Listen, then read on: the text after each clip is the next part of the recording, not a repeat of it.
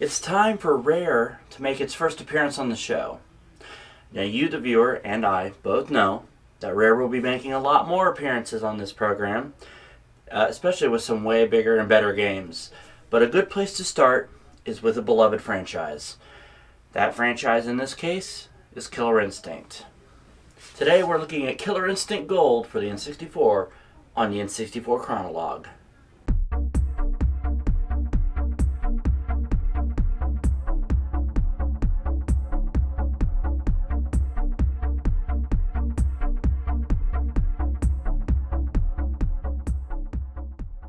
Killer Instinct Gold released on November 25th, 1996, and is both the second and third game in the series, depending on a few factors. If we're only counting the home console releases, it was the second game, but it's actually the third Killer Instinct game. It's the third game because it was the third game released within the Killer Instinct franchise. It's the second game because, well, it's literally the second game. It's a port of Killer Instinct 2, the arcade game. Yeah, believe it or not, Gold is actually just Killer Instinct 2 with some modifications. KI2 was actually initially developed for the Super Nintendo, but the game would have come out too close to the release of the Nintendo 64 itself to have likely sold well, so it got reworked and became an N64 game instead. You know, it's funny how each fighting game franchise seems to have a different aspect that it emphasizes on. Street Fighter 2 focuses on like straight up button combos, Mortal Kombat focuses on violence. Now Killer Instinct focuses on button management, and I'll tell you why. Like Street Fighter, Gold features the standard 6-button setup with 3 punches and 3 kicks. However, the main focus seems to be combos, with the idea being memorizing button sequences to be able to flawlessly execute combos. You can also break combos using buttons relative to the type of attack. For example, a kick double can be broken by a punch and vice versa. Seriously, you have to be crazy good at this game in order to get the hang of it. Like in Mortal Kombat 11, there are some definitely punishing button combinations that you have to master in order to pull off certain moves and combos. But that's pretty commonplace in this game. Killer Instinct does not mess around. Really, it never did. The game franchise, of course, dates back to the original SNES game Killer Instinct, which Rare developed and was published by, believe it or not, Midway. Midway, however, did not do KI Gold. That was a Nintendo first-party title. Yeah, Nintendo and Rare had a pretty solid friendship back in the day. Rare helped make the Nintendo 64 what it was with some memorable titles, a lot of which we will get to in due time. Anyway, the first game got insane reviews. Like, people were seriously comparing it to Mortal Kombat 3, which was the latest of that series at the time. In fact, a lot of people preferred Killer Instinct over Mortal Kombat 3. Given how popular Mortal Kombat 3 was, it's pretty impressive that a brand new fighting game franchise was able to stick in people's minds that much. Rare knew what the hell they were doing. Killer Instinct 2 was released in arcades in 1996, and even though it didn't get the reviews that the first game got, it was still a critical commercial success. I mean, you can't argue with the results. The Killer Instinct Gold is called that because it's not directly a port of Killer Instinct 2, though it was pretty much a port.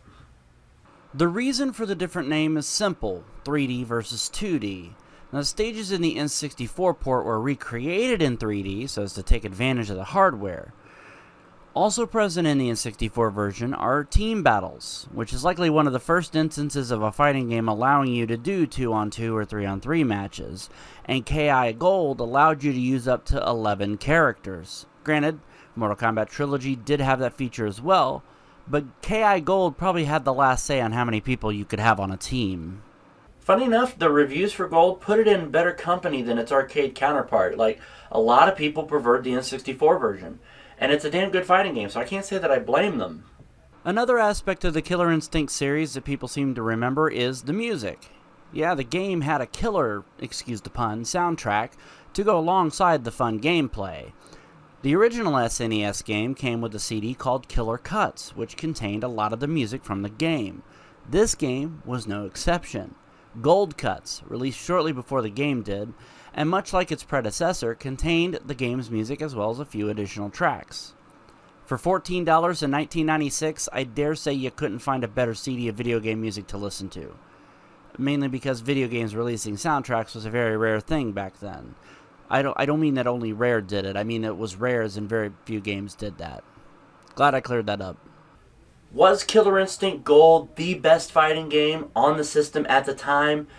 Yes. And that's only because the only other fighting game available at the time for N64 was Mortal Kombat Trilogy, which we just covered a couple episodes ago.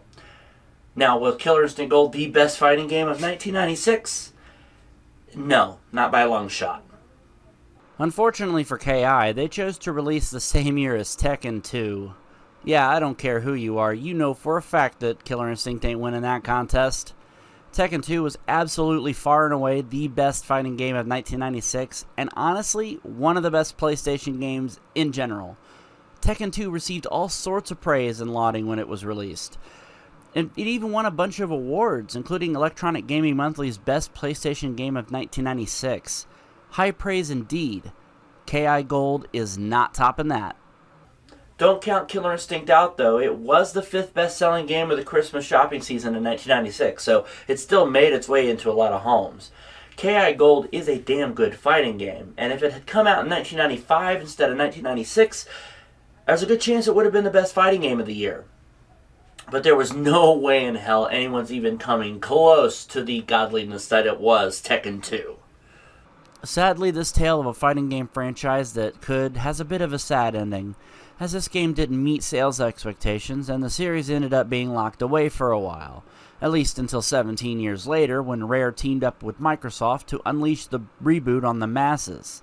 And yeah, Killer Instinct lived up to the hype on the Xbox One. In fact, the 2013 release was a great nostalgia trip down memory lane with all the fighting game goodness that comes with that.